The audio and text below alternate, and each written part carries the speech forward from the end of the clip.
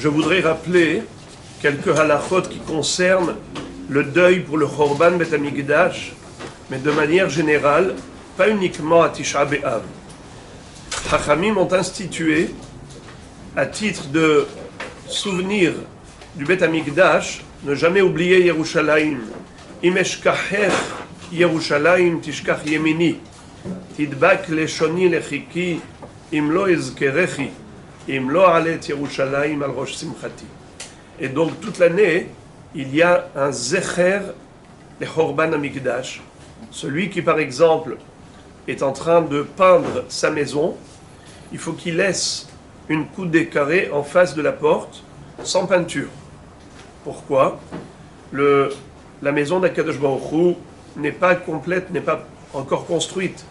Comment est-ce que notre maison à nous serait parfaite ? C'est la raison pour laquelle il faut marquer ce signe de deuil. Si quelqu'un a acheté une maison ou l'a louée déjà comme ça, il n'a pas l'obligation d'éplucher la peinture sur une coudée, parce que c'était déjà comme ça. A posteriori, il n'est pas obligé d'éplucher cette peinture. Mais si il est en train maintenant de peindre, alors il faut qu'il laisse une amas sur une amas sans peinture. Ça fait combien ? Une amas, c'est 50 cm. Donc 50 cm sur 50 cm, un carré. Également, on voit que le Hatan, même le jour de sa choupa,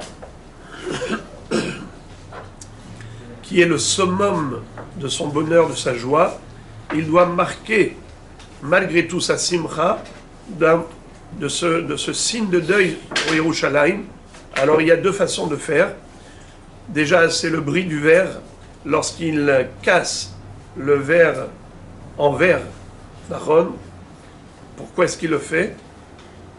Le Tosfot nous dit dans Masechet Brachot que c'est Zecher l'Amikdash, pour montrer qu'il y a quelque chose qui nous manque, il y a quelque chose qui est brisé dans notre vie. C'est ce Rihouk de la Shechina par le Chorban Bet Hamikdash. Donc il casse le verre, comme quelqu'un qui exprime un gros chagrin, et il casse quelque chose.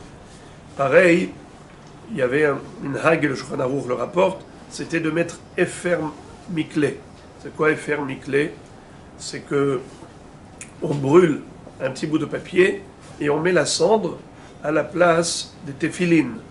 La tête Efer, Tahat, PR. Le PR, c'est notre gloire, c'est les téphilines. Et à l'emplacement de notre gloire des téphilines, on met une pincée de cendre. Efer Miklé Berosh Hatanim. Également la Kala, elle ne met pas tous ses bijoux. Une femme ne met pas tous ses bijoux. Il y a quelque chose qui manque. Il y avait à l'époque, Bichlal, un minhag, c'est que le Hatan mettait une couronne. C'était comme ça le minhag à l'époque du Bet Hamikdash. Il y avait Kelil Hatanim, Kelil Tiferet Beroshon Atata. Eh bien ce Kelil, ce Berosh Hatanim, ça n'existe plus. Depuis le Chorban Bet Hamikdash, Aser ha-mitznefet ve'arem ha'atara. Depuis qu'on n'a plus la mitznefet, on n'a plus la hatara. Mitznefet, c'était le chapeau du Kohen Gadol.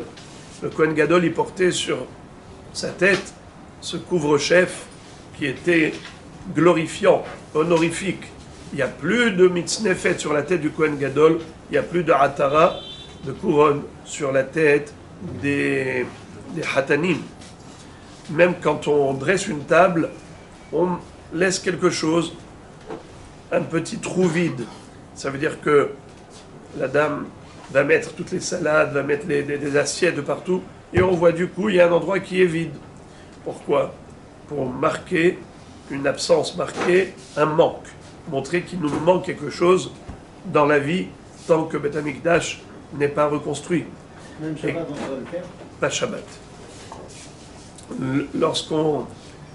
Lorsqu'on va au Kotel, si on ne l'a pas vu pendant 30 jours, et qu'on voit l'endroit qui est occupé, l'esplanade du Bet Hamikdash qui est occupée par les Shu'alim, comment c'est marqué ? Al Har Tzion Sheshamem, Shu'alim Hilechubo. le mont Sion, qui se trouve en désolation, les renards circulent là-bas. Shoalim, c'est les mêmes lettres que Ishmaël. C'est l'endroit du Beth Amikdash qui se trouve occupé par ceux qui ne sont pas désirés par Akadosh Baruch Hu jusqu'à ce que Hachem reconstruise le Beth Amikdash. Et bien en attendant, celui qui va là-bas, il doit déchirer ses vêtements. Et qu'est-ce qu'on fait aujourd'hui pour ne pas déchirer? Alors on s'emprunte mutuellement les habits. C'est-à-dire, je te vends le vêtement que je porte, ce vêtement, il est à toi, tu me donnes un shekel, moi je te vends le vêtement, tu fais comme ça Akbara, n'est-ce pas? Et de cette manière-là, ce béguet que je porte n'est pas à moi. S'il n'est pas à moi, de quel droit je vais le déchirer?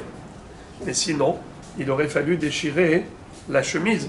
Et certains, pour faire carrément cette mitzvah, alors ils mettent une chemise pas très chère, pas très onéreuse, et ils passent là-bas, et ils font la kriya. Donc tout ça, c'est pour marquer le deuil également. On retrouve un issour de klezémer. Les klezmer. Les klezémer, c'est-à-dire des concerts avec des orchestres. Eh bien, depuis le Chorban Beit Hamikdash, Ech Nashir et Shir Hashem al Admat Necha. Alors,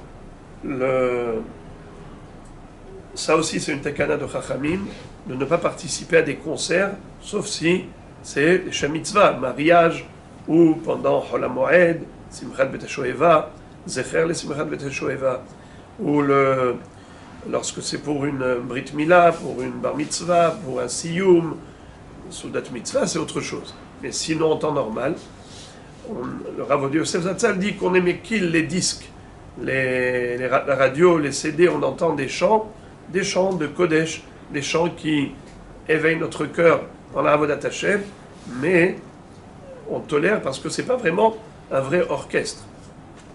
Il y a juste le son sans le spectacle. Donc c'est pour cela que c'est toléré. Il y a certains qui s'interdisent même cela. Mais sinon, dans l'absolu, aujourd'hui, c'est vulgarisé. Alors, tout ça, c'est pour nous montrer combien nos maîtres ont considéré comme extrêmement important le souvenir du Chorban Beit Hamikdash.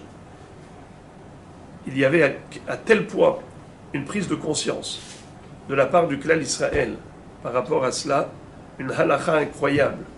Une halakha qui disait que le couteau ne doit pas être présent sur la table au moment du Birkat Hamazon. Pourquoi? Parce qu'il y a eu une fois quelqu'un qui était en train de réciter Birkat Hamazon. Il est arrivé au passage, Vetivne, Yerushalayim, Eira Kodesh, Imhera, Biyamim. Hachem reconstruit Yerushalayim très rapidement. Et quand il s'est souvenu du Chorban Beit Hamikdash, la destruction du temple, et de la Galoute Israël, et alors à ce moment-là, il a pris le couteau et il a mis fin à sa vie. Par chagrin, tellement de gros chagrin qu'il avait en réalisant le Chorban Beit Hamikdash, qu'il s'est carrément suicidé. Et depuis, Hachamim ont dit, il ne faut pas courir de risque, il ne faut pas qu'il y ait de couteau sur la table au moment de Birkat Hamazon. Vous imaginez? Est-ce qu'aujourd'hui on peut imaginer une chose pareille que quelqu'un en disant Vetivne Yerushalayim Ira Kodesh Bimhera Biyameinu Baruch Ata Hashem Bonne Yerushalayim Bonne Berachama Binyan Yerushalayim, il arriverait à un tel sentiment, on est à des années-lumière, il n'y a aucun risque. Ça veut dire que plus le temps passe et moins on est conscient de combien on doit prier pour le Binyan Yerushalayim. Donc voilà, c'est juste quelques rappels de halachot qui concernent carrément toute l'année, pas uniquement cette période de Tisha B'Av. Et nous supplions Boré Olam de nous faire vivre le beau moment de la rédemption finale Bekarov B'Yamein.